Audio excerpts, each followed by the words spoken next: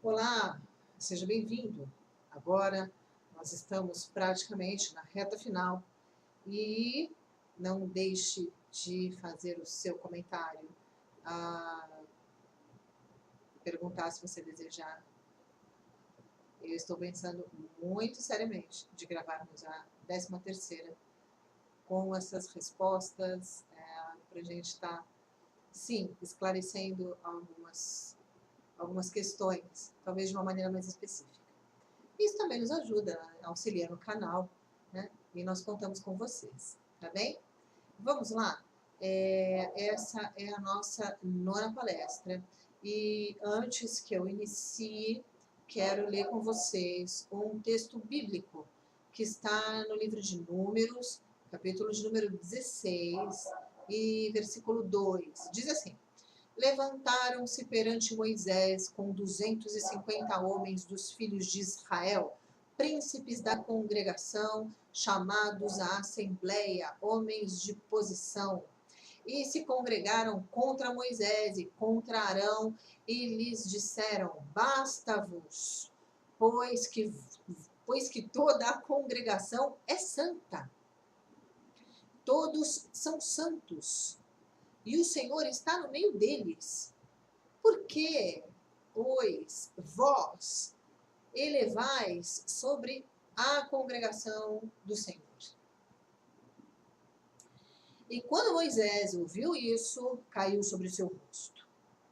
E falou a Coré, a Corá e a toda a sua congregação, dizendo: Amanhã pela manhã o Senhor fará saber quem é seu e quem é santo, que ele fará chegar a si, e aquele a quem ele escolher fará chegar a si. Farei isso, fazei isso, tomai vós, incensários, Coré e todo o seu grupo. E pondo fogo neles amanhã, sobre eles, deitai incenso perante o Senhor. E será que o homem a quem o Senhor escolher, este será santo. Basta-vos, filhos de Levi. Bom, eu acredito que depois daquela cena, né, que foi gravada como novela a respeito desse trecho bíblico e que muitos tiveram a oportunidade de assistir, obviamente que esse texto ele ficou muito mais claro. Agora, eu quero saber se você já entendeu sobre o que nós vamos falar. É isso mesmo. Nós vamos falar sobre desobediência. A desobediência tem gerado morte. Sim, desobediência gera morte física e gera morte espiritual.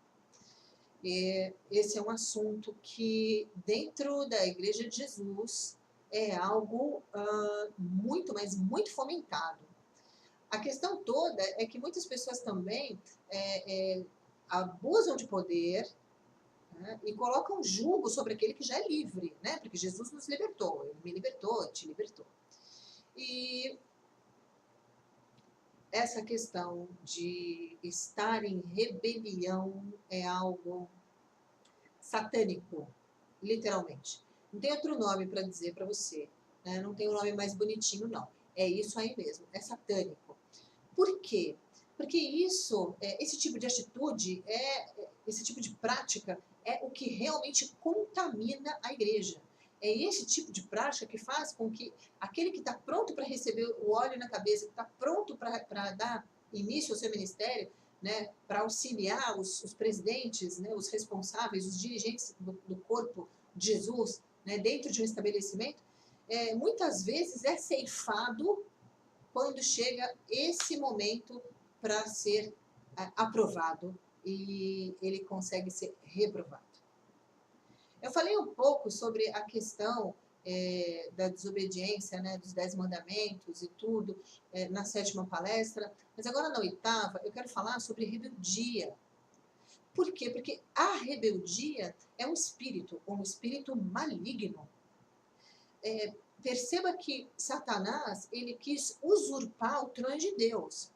E ele levou com ele uma parte do céu. Fez cair junto com essa inclinação, com essa ideia, com esse conceito de que estavam fazendo a coisa certa. E é exatamente isso que acontece em relação a líderes.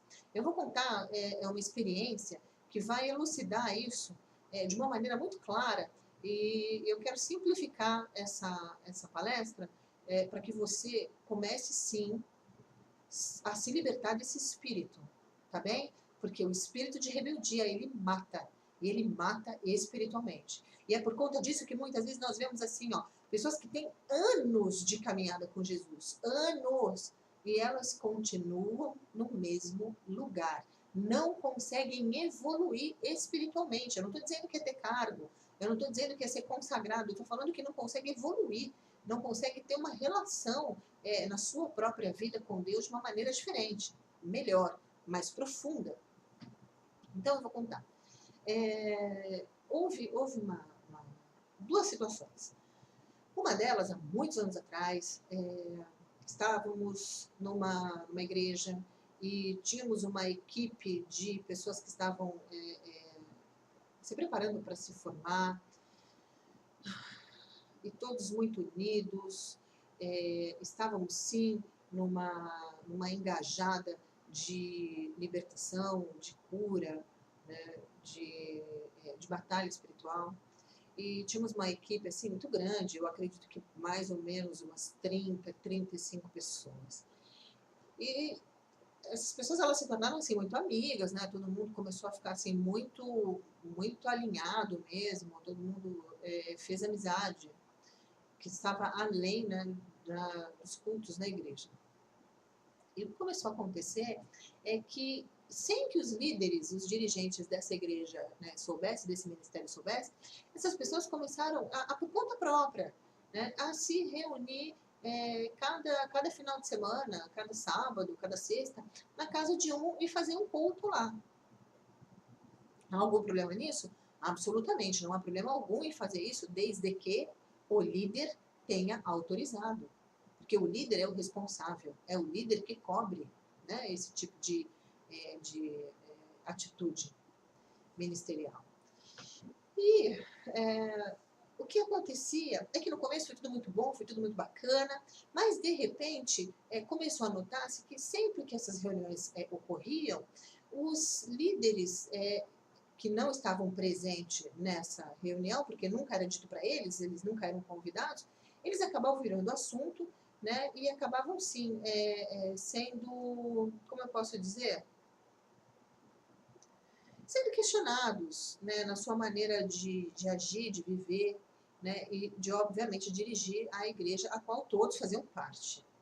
Muitos não concordavam com algumas questões e tudo isso era sempre comentado, mas ninguém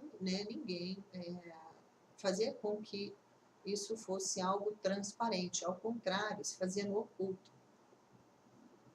Poxa vida, mas teve um irmão, assim, que ele foi tocado pelo Espírito Santo e o Senhor falou com ele de uma maneira muito, como eu posso dizer assim, direta, e falou para esse irmão de que todos estavam em rebeldia e que era para todo mundo parar com isso, era para todo mundo parar, que isso não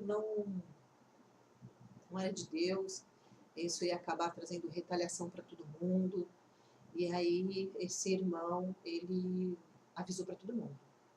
Na verdade, o que ele fez? Ele pegou a palestra que ele tinha assistido de uma pessoa, né, de um outro servo de Deus, e mandou para as famílias do grupo. Cada um assistiu.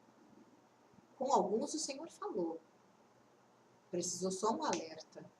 Por que eu estou dizendo isso? Porque às vezes você está no meio, né, dos 250 rebeldes e você não está sabendo o que está acontecendo. Você está ali de bobe. Então tem que ficar, ó, vigilante. Né? Por isso, papai, mamãe, vovó sempre nos disseram: diga-me com quem está andando, eu vou dizer para você quem é. Isso é importante. Algumas pessoas, sim, caiu a ficha, falaram: meu Deus, nossa, nós estamos assim totalmente errados, olha, vamos lá pedir perdão para os pastores, né? Vamos lá, falar: olha, a gente fez isso, mas não era isso que estava no nosso coração, nos perdoa e tal, enfim, fizeram isso, poxa, ficou tudo bem. Mas esse espírito não foi, como eu posso dizer, expulso daquele meio. Não foi tomado nenhuma providência para que esse espírito saísse, né, parece de atuar, porque existiam pessoas que ainda estavam com esse espírito no coração. E o que aconteceu alguns meses depois? Esse espírito tomou a vida, né, de alguém do corpo eclesiástico. Esse alguém saiu e com ele foram muitas famílias, e o líder da igreja, ele se sentiu assim muito mal, como se a igreja tivesse sido rachada, né? Eu sei superficialmente sobre essa parte do assunto. Eu não posso nem dizer para você que eu entendo perfeitamente o que aconteceu naquela ocasião, mas sobre essa parte eu não tive muita informação. Essa foi uma das ocasiões em que eu vi isso acontecer. Bom, ninguém ficou totalmente feliz e não houve um desligamento das famílias de dentro da igreja de uma maneira saudável, né? Nem por um lado, nem por outro. Então, isso é algo que aconteceu no corpo de Jesus e que eu tenho certeza que não agrada o coração de Deus. Uma outra situação foi o seguinte, essa foi uma situação bem pessoal. Estávamos num processo de discipulado, né, para alguns líderes da igreja, do ministério. E tínhamos assim, nós temos uma maneira muito séria, né, de lidar com determinados assuntos, né, e foi conduzido então esse discipulado de uma maneira assim muito séria, muito forte mesmo, porque nossa intenção é sempre formar, né, guerreiros. E dentro da igreja havia uma família que tinha se desligado do espiritismo, tinha se convertido a Jesus, e estava assim com muita sede, estava realmente querendo tudo de Jesus, estava querendo aprender, estava querendo fazer parte, né? Então foi aberto para que eles estivessem participando desse discipulado. E só que havia um casal, e esse casal eles já haviam passado assim por muitos ministérios, né? E sempre com a mesma história, sempre são vitimados, nunca são compreendidos, né? Deus sempre fala com eles, Deus sempre mostra para eles, e os líderes estão sempre cegos. Então, o que eu quero dizer para você, tome cuidado quando a música toca o disco inteiro, só aquela música, só aquela música, só aquela música, tem algo errado. Isso eu digo por experiência própria. Bom, muito bem, eu sei que nesse curso as máscaras começaram a cair, porque eu e o apóstolo Alexandre, nós entendemos que determinadas situações que são tomadas com a liderança, não é para ser dito no momento de culto, né, no momento de adoração ao Senhor, né, ou no púlpito. Sim, reuniões são feitas à parte. Então, esse discipulado, ele era uma reunião, e isso, sim, começou a confrontar a vida das pessoas, né? Confrontar de uma maneira muito direta, então, através da palavra. E o que houve nessa ocasião foi que já estava acontecendo uma proximidade entre essa família que havia saído do espiritismo e o casal que já está há algum tempo no evangelho, mas que não consegue romper na sua própria vida, né, infelizmente. E, de repente, se uniram e vieram contra a liderança. Nesse caso, diretamente contra mim, posso falar. Estou falando de mim. Mas se levantaram de uma forma querendo questionar a minha conduta diante da palavra de Deus. Mas eu aprendi uma coisa com Moisés, nesse texto que nós lemos, e eu quero compartilhar isso com você. Moisés faz o quê? Diz que Moisés coloca, né, o rosto dele sobre o chão, ele simplesmente abaixa a cabeça. Ele diz assim, olha, Deus é que vai dizer quem está certo, quem está errado, quem é santo e quem não é. E o que acontece na Bíblia é que no dia seguinte, todos que estão com os incensários, né, e se aproximam da tenda do encontro, o Senhor abre a terra e traga esses homens, né, para que todo o restante veja quem ele havia escolhido. A autoridade, quem escolhe é o Senhor. Lá no livro de Romanos diz que toda autoridade constituída na terra é de Deus. Então é o Senhor quem escolhe constituir. Quando você não concorda com algo do líder, você diga para ele de uma maneira livre, de uma maneira respeitosa: Senhor, é meu pastor, minha pastora, é meu líder, enfim, eu não concordo com isso, ou eu não estou compreendendo, eu estou com um limite, eu não estou conseguindo avançar aqui, me auxilia, porque o Senhor, ele toca todo aquele que tem o coração quebrantado. Mas não se junte para ir contra um líder dentro da igreja de Jesus, alguém que recebeu azeite na cabeça, alguém que está ali se esforçando, buscando o melhor. Não faça isso. Não é prudente. Não foi prudente para Corá. Não é prudente para ninguém. E aí eu quero dizer para você qual foi o resultado. O resultado desse levante, né, que Satanás criou dentro do ministério, né, para vir contra mim, infelizmente, se voltou contra as pessoas que participavam. Sem que eu dissesse absolutamente nada, eu estou aqui falando com vocês, estou diante de Deus. O que aconteceu é que, obviamente, essas pessoas elas se desligaram do ministério porque não tinha como elas continuarem ali. Né? Não por mim, mas principalmente por elas. Mas o resultado, meus irmãos, do tempo é que diz quem está certo e quem está errado. O que aconteceu é que, infelizmente, nenhum deles conseguiu avançar. Infelizmente, o casal continua, eu acredito que da mesma maneira, não tive mais contato, e a família voltou a servir os demônios e tem sofrido muito, né? Chegou a nos procurar depois disso e nos pedir perdão. Né? Estão perdoados para a glória de Deus. Mas não tem como luz e treva caminhar junto, não tem. Então eu digo para você, caminhe na luz. Qual é a luz? A luz é a verdade te liberta. Né? Então, a rebeldia, ela acontece e eu costumo dizer assim para os meus filhos biológicos, que Satanás, ele nunca se apresenta de maneira horrível, feia, né, que vai amedrontar, assustadora. Ao contrário, ele aparece sempre de uma maneira muito bonita, sempre muito elegante, sempre muito amigo. E que Satanás também, ele não chega e ele revela o plano dele de uma vez, não. Ele não chega e fala assim, ó, aqui está um abismo, eu quero que você pule e fique aqui porque eu vou te empurrar. Jamais ele vai dizer isso.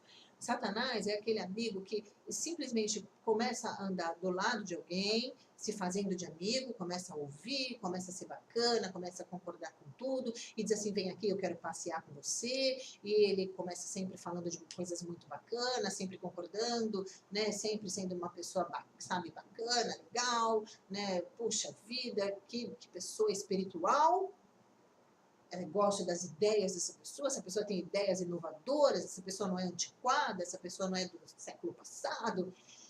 E aí começa a caminhar, só que começa a levar quem está ouvindo ele para a beira do precipício. E aí, às vezes, a pessoa está andando na beira do precipício e não está notando onde está andando, porque não está olhando para o chão, não está andando para a luz. Não está andando na luz para os meus pés. Né? Não está. Está dando ouvido para a mentira, para o engano, para aquele que é contra a verdade que foi estabelecida, né, por Deus lá no Monte Sinai. E aí, o que acontece? Quando a pessoa menos espera, uma vacilada, ela pode cair no abismo. Esse é Satanás. É assim que ele faz. É assim que ele age. Esse é o padrão pelo qual ele se comporta. E a rebeldia está justamente nisso. Ah, vai para o outro pastor fala, o apóstolo fala. Ah, tá bom, tá bom. Sai do culto falando, não concordei com nada daquilo que ele falou. Aquilo é uma mentira, aquilo não está na Bíblia. Às vezes a pessoa nem lê a Bíblia. Mas está dizendo que não está na Bíblia. Ah, porque não concorda. Ah, por que ele não faz? Ah, por que ele não avança? Ah, por que ele não cresce? Ah, por que ele não investe na missão, no evangelismo? Investe você. Conversa com ele, vai lá e faz. Geralmente, as respostas para as suas perguntas já está com você, você já tem. São as suas atitudes. Então, a rebeldia dentro da igreja tem tragado pessoas e ministérios, pessoas que poderiam estar rompendo, sabe, tá assim, alcançando vidas, simplesmente estão sentadas no mesmo lugar, cheias de poeira, Porque quando temos uma visão espiritual de pessoas assim, conseguimos ver uma pessoa que está sentada há anos, como se fosse uma estátua cheia de poeira. Sim, tragadas pela terra. Então, eu quero chamar atenção para você nesse momento. Por quê? Porque na oficina da alma, colocou seu carro e está fazendo uma avaliação dele. Como está o motor, como está a lataria, como estão os pneus, como está o estofamento. É isso que nós estamos fazendo aqui. Lembra que lá na primeira palestra eu falei assim, quando nós temos algo que precisa de um conserto, nós levamos para um especialista. Especialista aqui é o Espírito Santo. Especialista aqui é nosso Mestre Jesus. Ele está falando comigo e está falando com você. Então, fuja da aparência do mal. Quando alguém postar para falar mal do irmão, não dê ouvidos. Sabe por quê? Porque os demônios entram pelos orifícios. É isso mesmo que eu estou falando para você. Não pense que colocar a mão para expulsar o demônio na vida de alguém, o demônio vai pular para o seu corpo, porque não vai. Não é assim que funciona. Ele entra devagar, sorrateiramente, através do que a gente ouve, através do que a gente vê, através do que a gente sente de cheiro, através do que a gente come e com quem a gente se relaciona intimamente. Eu acredito que você compreendeu tudo que eu acabei de dizer. Então, tome cuidado quem você está ouvindo. Ah, mas aquele pastor, ah, mas o pastor da nossa igreja, ah, mas a missionária, ah, mas a evangelista, ah, mas a diaconisa. Corta essa raiz. Fuja da aparência do mal. Repreende esse espírito para que você não seja tragado pela terra. Amém? Glória a Deus. Estamos quase no final. É um prazer estar com vocês. Compartilhe com essa informação com os seus amigos, com esses que estão em busca, sim, de algo a mais, de algo que venha revelar onde a gente precisa ser limpo, ser melhor, né? E sim, estarmos curados para auxiliar esses que precisam de cura. Tá bem? Foi um prazer falar com vocês. Um beijo grande e até a próxima.